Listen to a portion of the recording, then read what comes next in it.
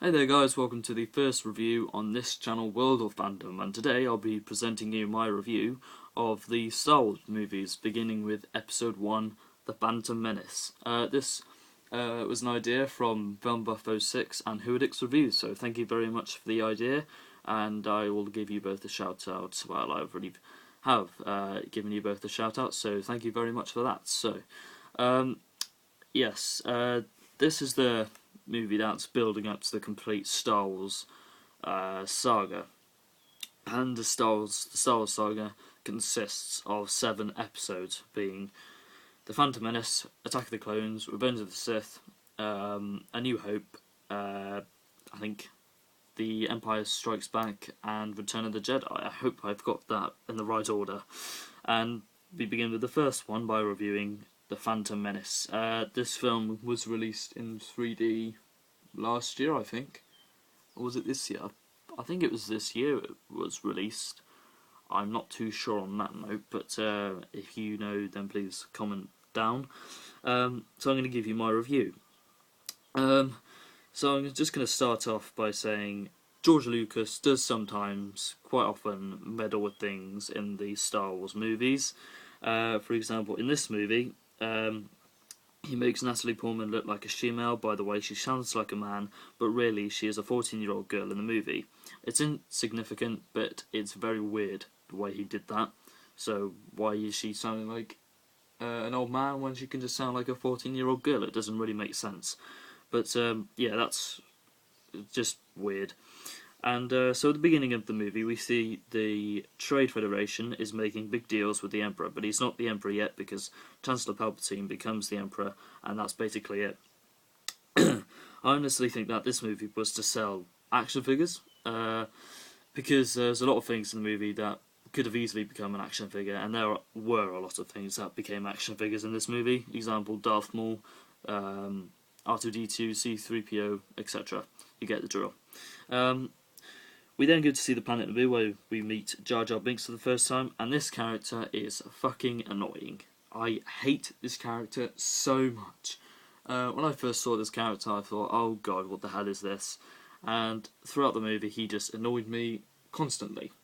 I don't know why this character just completely and utterly annoyed me for quite a lot, so I'm sorry to those who like the character, but for me, I never really did relate to this character as well as other people might have, so that's my opinions on that character.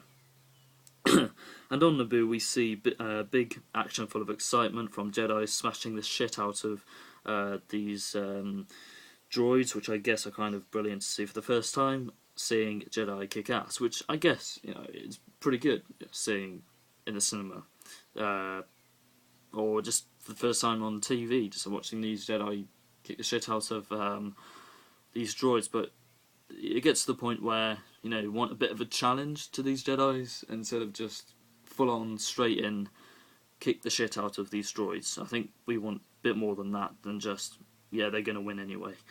After that, they go to Tatooine, where we meet Anakin Skywalker, who is a bad kid actor who is going to become Darth Vader. Spoiler alert, there won't be spoilers in this video. And yeah, the kid who plays Anakin Skywalker, I don't really like him, to be honest.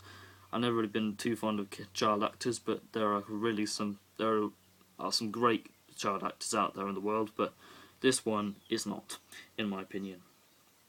Then later we go on to see the pod race, which is one of my favourite things about this movie, and then Chancellor Palpatine just spills out a fucking boring load of dialogue that we don't even care about.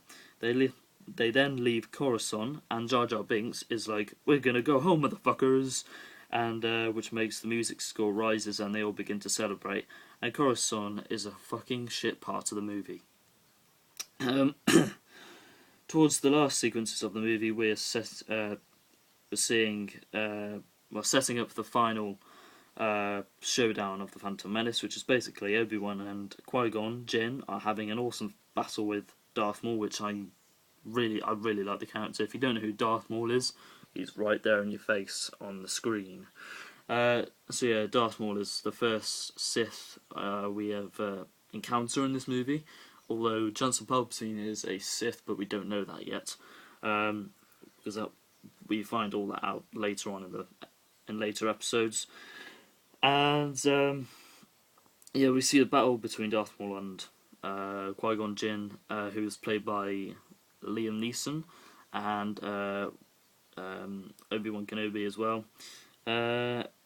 We know that Anakin has just flown a ship into a bad guy ship, which, to be honest, that didn't really need to be in the movie. That was just to fill gaps. So I think that could have been scrapped. I don't really see why Anakin even meant to flew the ship into a bad guy ship. I'm guessing it was just to destroy them, but they could have probably destroyed them the other way instead of crashing a ship into another ship, which was just to probably fill time.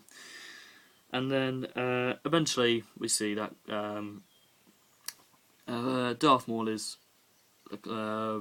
coming towards him, coming towards Qui-Gon Jinn, and we're probably guessing that in a few seconds he's probably going to die, which he does.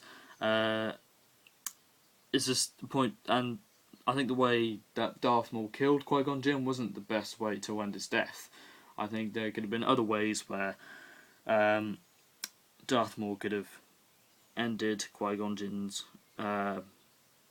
so that by just swinging his lightsaber back and forth and eventually just knocking him off what looks like a 100-foot sort of, I don't know, building isn't really that good. But overall, the movie itself was, I'm guessing it was entertaining, but for me, I don't think this movie was that great. I watched it yesterday and I thought, actually, this movie is pretty damn crap. Yes, the visuals aren't that great. John Williams did an average, but the theme tune is great. John Williams is very iconic for his music scores. He's done some really iconic pieces, and George Lucas, created not the best Star Wars movie, but not the worst movie in the world. So, I'll probably give it a 6 out of 10. So that's my review of Star Wars: The Phantom Menace. Hopefully, I will review other Star Wars movies, and I hope you like this one. So tell me what you think. I apologise about all the spoilers. So thank you to Film Buffo 6 and Whoelix Reviews for telling me to do this review on Star Wars: The Phantom Menace. So thank you guys for watching, and goodbye.